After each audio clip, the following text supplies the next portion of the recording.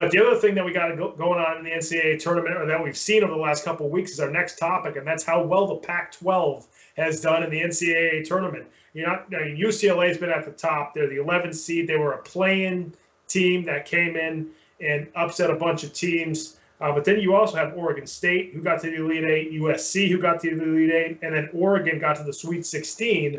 So you have all these Pac-12 teams. Nobody was talking about the Pac-12 coming into the tournament. The ACC is usually the best college basketball conference. They weren't this year. You saw, UNC got bounced early. Duke didn't make the tournament. Clemson wasn't that great this year. Wake Forest hasn't been good in a few years now. So now you have, the Big Ten was really the conference this year that everybody thought was going to dominate. And then all of a sudden, here comes the Pac-12, and they swallow up the tournament with all these teams that weren't the highest seeds, but had some upsets that coming down through the tournament, and it's just unbelievable. I think they had a record 8 upsets that throughout the tournament for the Pac-12 conference. So just pretty amazing that even though they weren't thought of highly coming into the tournament, how well they've done in that conference.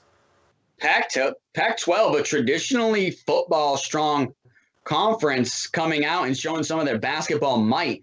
And I mean, it doesn't shock me. We're talking about Division I athletes that can tear it up at some of these Power 5 schools. So and they're bringing their game. They want that win. They're bringing that March Madness because they want that tournament win. That tournament win changes everything for not only you and your team, but for your school as well. So I think it's one of those things where the Pac-12 just came ready to play this tournament.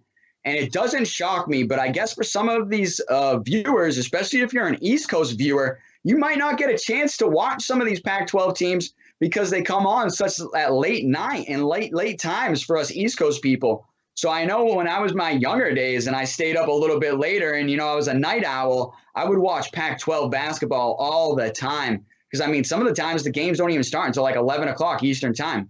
So it's like one of those things where you got to stay up late to watch some of these guys. So if you're a basketball guy like me or just a sports guy, you're not surprised by seeing the Pac-12. But for somebody that maybe is just an average viewer, doesn't get a chance to see some of these Pac-12 teams, they are probably surprised. But, another thing is, hey, don't be shocked by UCLA. Me and you talked about it before the show. This is a basketball school. They've got so many titles up there. They are known for basketball. I mean, let's just talk about the history there. So it's one of those things where I'm glad to see them back in the Final Four and representing the Pac-12. Yeah, after not seeing the traditional blue bloods of the Kentuckys and the Dukes and the North Carolinas and some of the other schools that normally make it towards the end of the tournament, to see a UCLA in there is still pretty cool. I mean, as much as I love seeing Gonzaga in there, they're a smaller school, even though they've you talk about Gonzaga playing in a solid basketball conference despite it not being, a major, one of the Power 5 conferences. They've really lifted up their basketball conference because of how good they've been over the past, 2 decades, really. But it's cool to see a UCLA in there. And just seeing their uniforms. I remember when, in the 90s when they won with the O'Bannon brothers and Tyus Edney and all those guys. So that was fun to watch back then, and it's cool to see them back there. And just to look at, some of the upsets that UCLA has had. They've beat BYU, who was a 6 seed. They beat Alabama, who I believe was a 3 seed, if not a 2 seed. And they beat Michigan, who was the 1 seed in their bracket. So to look at all the teams that they ripped through. I know they played Abilene Christian, I think, in the second round and to get to the Sweet 16. They were a 14 seed. UCLA was 11. So people expected them to beat Abilene Christian. But the other 3 teams, nobody expected them to win those games. So it's just been a heck of a run for UCLA and the Pac-12 overall. It's just been fun to see these schools. And I know a lot of people thought Oregon was going to make a nice little run, too. They did get to the Sweet 16. So just interesting to see how far these schools can get out of the Pac-12. And I think the other thing is sometimes when you play in a really good conference throughout the regular season, you kind of beat up on each other, so your records don't necessarily indicate how good you are. And even some of your stats throughout the year don't indicate how good you are.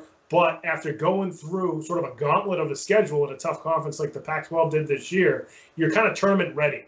And everybody keeps saying that UCLA especially has really just been tournament ready from the jump. And that's what you're seeing right now. Yeah, no, I agree. Like you said, tournament ready, and the Pac-12 teams came ready to play. But it's one of those things where I don't think any of them are going to be able to beat Gonzaga. And here's the stat I got for you. And hey, Coach Duarte, I know Coach Duarte was talking about he couldn't pick Gonzaga, didn't want to, didn't like Gonzaga. Well, guess what? Gonzaga has become the first Division I men's basketball team to win 30-plus games over 5 seasons. So it's never been done. As a Division I team, won 30-plus games over 5 seasons. So this Gonzaga team, like you said, over this last decade and 2 decades has been so dominant that they're now breaking records with it, and this team especially, because they're undefeated in what they're doing. They're going to have to bring it strong. That just the Pac-12, they're going to have to bring it strong because it's one of those things where I think Gonzaga is coming to play just as much as they did.